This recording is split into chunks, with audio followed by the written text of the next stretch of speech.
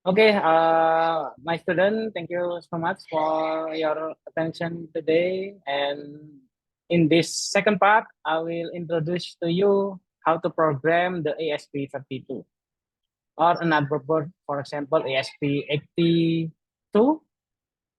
yeah, sorry, 8266, and also Raspberry Pi Pico. Ah, this is from the previous part. We have learned about the connection, the the component inside the microcontroller ESP32. There are a lot of component implemented inside this SoC. Thus, this microcontroller very suitable for our IoT application. And getting started with Micropython on the ASP32 using Micropython is a great way to get the most of your ASP32 board and vice versa. The ASP32 chip is a great platform for using Micropython.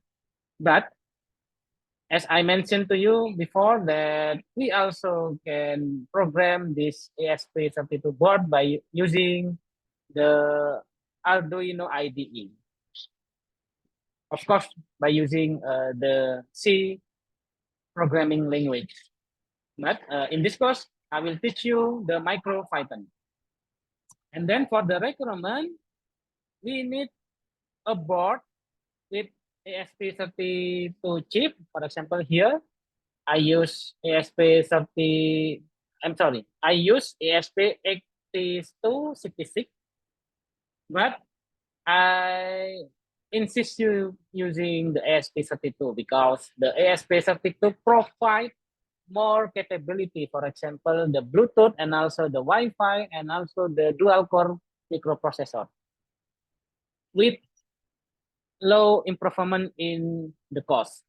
So that's why I think the number the performance divided by cost is relatively high. So I recommend you to using the ESP32. And the first one, you need to powering the board. Here I use the USB cable connected to my computer, and I can plug in the USB cable to my board. And before that, we need to make sure that this board can be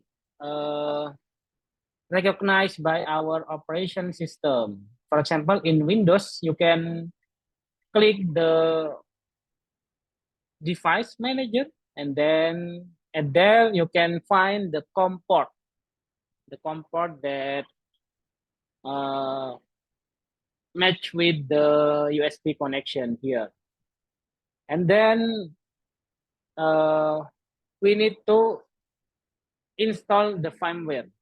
In the beginning, this board compatible with Arduino IDE, and you just can program this board directly by using the Arduino IDE. But for the Micropython, we need to use the firmware.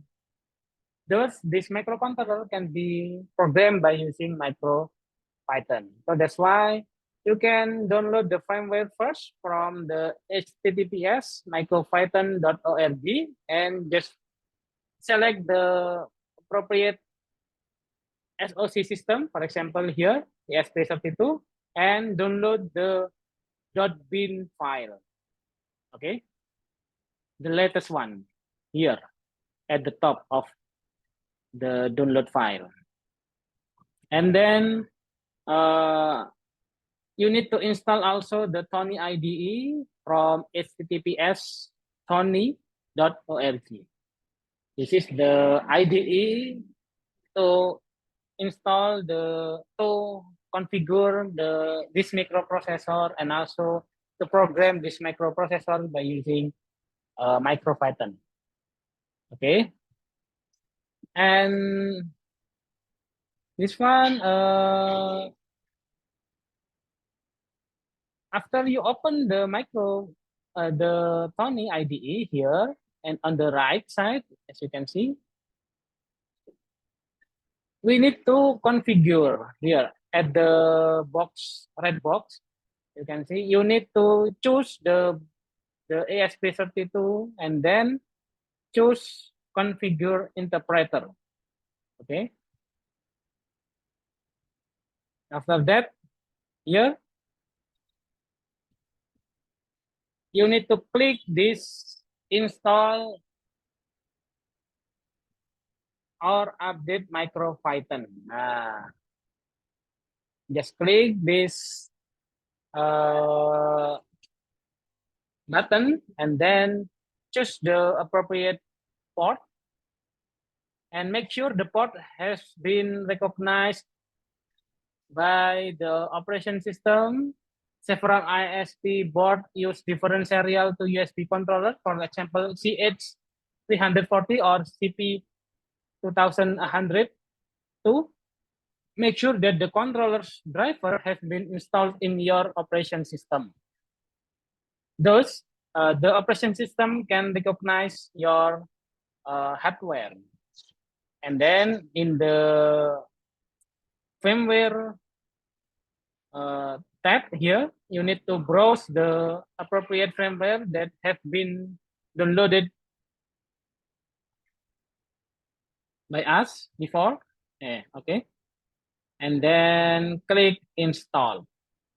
In several systems, you need also, maybe in my case, this microcontroller, we don't need to click several buttons here. But in several cases, if you just install this button, there is an error in the prompt. So that's why you need to, after install, simultaneously you need to click the reset button one time for 1 second, I think. And then after that, this microcontroller can be programmed successfully. Okay. And then this one. This is the